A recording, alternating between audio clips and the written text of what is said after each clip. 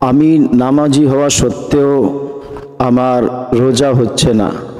কেননা এই মাসআলাটি অত্যন্ত গুরুত্বপূর্ণ। কোন কারণে কোন নারীদের নামাজ হচ্ছে কিন্তু রোজা হচ্ছে না, কোন কারণে কোন পুরুষদের নামাজ হচ্ছে কিন্তু রোজা হচ্ছে না, এটা আজকে আমরা অতি অল্প সময় সংক্ষিপ্তভাবে আলোচনা করব ইনশাআল্লাহ তাআলা।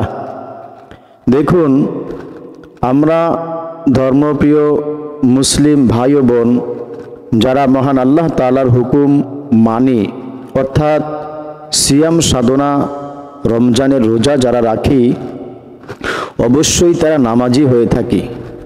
পুরুষও আলহামদুলিল্লাহ নামাজি, মহিলাও নামাজি, এবং সে রোজাও রাখছেন। এই রোজার কারণে আমাদের মধ্যে আল্লাহ তাআলা অগণিত অসংখ্য সওয়াব দিচ্ছেন। কিন্তু কোন কারণে আমার রোজা হচ্ছে না একবারও কি ভেবে দেখেছি? হ্যাঁ, সে কারণটি হলো, যেহেতু আমরা নামাজ পড়ব, নামাজের জন্য অজু করতে হয়।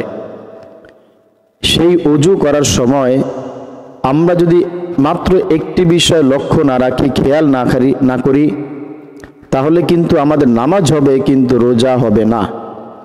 বিষয়টি হলো, অজু করার সময় সাধারণত আমরা বাকি 11 মাস যেমন কুলি করার সময় গড়গড়া করে থাকি, রমজান মাসে এটি করা চলবে না, কখনোই এটি করা যাবে না।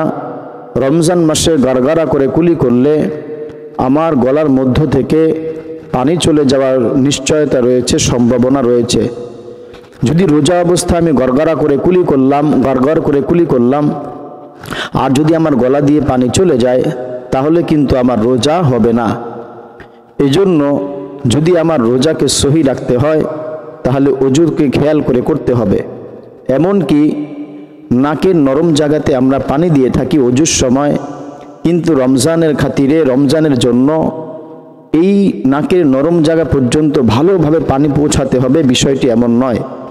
কেননা এই দুটি গড়গড়া করে কুলি করা এবং নাকের নরম জায়গা পর্যন্ত পানি পৌঁছানো, এটি রমজানের রোজা না হওয়ার জন্য যথেষ্ট হতে পারে।